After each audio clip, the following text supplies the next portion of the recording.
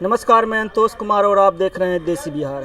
कंगना रनावत जी ने जो बयान दिया है उस पर बवाल मचा हुआ है। उनका कहना है देश को असली आज़ादी 1947 नहीं बल्कि 2014 के बाद मिली। इसी पर हम बात करने के लिए आए हैं कांग्रेस के गद्दावर प्रवक्ता राठौड़ जी से। उनसे पूछते हैं उनकी क्या राय है।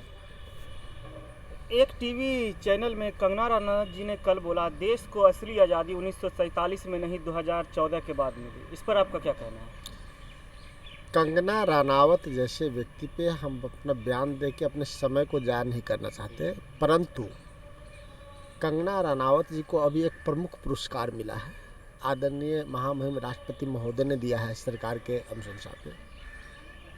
तो इस पे तो भारतीय जनता पार्टी ठीक से बता पाएंगे, नरेंद्र मोदी जी ठीक से बता पाएंगे, अमित शाह जी ठीक से बता पाएंगे कि आज़ादी देश को कब मिली। कन्हैया को ये लोग देशद्रोही कहते थे और कंगना रनावत जैसे व्यक्ति 2014 में आज़ादी की बात करते हैं और जिस आका को 2014 के आज़ादी का श्रेय देना चाहते हैं, उनके दादा तो आज़ादी की असल लड़ाई में अंग्रेज़ की गुलामी करते थे, अंग्रेज़ की मुखबिरी करते थे।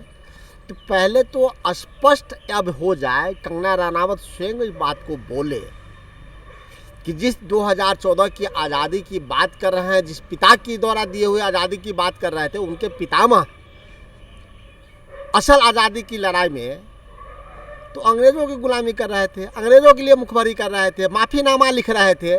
तो अब ये स्पष्ट हो गया कि ऐसे व्यक्ति को भारत सरकार पुरस्कार देती है जिसको आज़ादी का मतलब पता नहीं। उसको गोडसे का मतलब पता है, अंग्रेज़ का मतलब पता है, लेकिन स्वतंत्रता सेनानियों का मतलब नहीं पता है।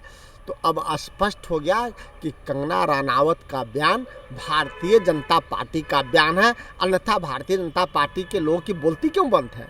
क्यों नहीं कंगना रनावत के बयान पर बोलना चाहते भारतीय जनता पार्टी के लोग? अब बताएं कि कंगना रनावत जो बोल रही हैं वो सत्य है या असत्य है। और 2014 में जब देश आज़ाद हुआ तो इस पहली जब आज़ादी हुई, देश के प्रथम प्रधानमंत्री, प्रथम राष्ट्रपति जो आज़ाद भारत के बने, वो आज़ादी कौन दिलाया?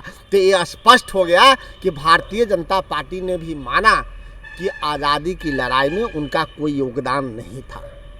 जैसा कि कंगना रनावत जी को देश का सर्वोच्च नागरिक सम्मान मिला, जैसा कि चौथा स्थान में आता है पद्मश्री, देश का चौथा सबसे बड़ा सम्मान है, तो ऐसा नहीं लगता जिस तरह की उनकी भाषा है 1947 के बाद वो नहीं मानती है कि देश को आज़ादी मिला।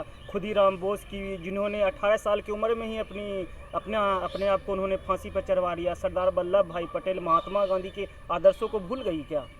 कंगना रनावत क्यों बोले? कंगना रनावत को तो भारतीय जनता पार्टी बुलवा रहे हैं। भारतीय जनता पार्टी को जो बोलना है वो कंगना रनावत से बुला रहे हैं। भारतीय जनता पार्टी के किसी का योगदान था आज़ादी में?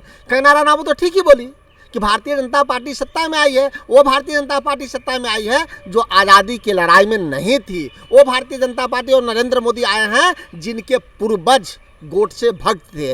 वह नरेंद्र मोदी जो सरकार में 14 में आए हैं, उनके पूर्वज अंग्रेज़ों के गुलामी करना चाहते थे। उनके पूर्वज अंग्रेज़ों से माफ़ीनामा लिखते थे। तो कंगना रनावत तो भारतीय जनता पार्टी की बात बोली है। अगर भारतीय जनता पार्टी की बात नहीं बोली तो सबसे पहले बिहार सरकार को कंगना रनावत के यह सर्वोच्च सम्मान वापस करना चाहिए, उस पर देशद्रोही का मुकदमा करना चाहिए, क्योंकि उसको भारत में रह के और भारत की आज़ादी के खिलाफ बोलने वाले व्यक्ति को हम देशद्रोही कहेंगे। तो आपने सुना बिहार प्रदेश अध्यक्ष के प्रवक्ता राठौड़ जी ने क्या कुछ बोला।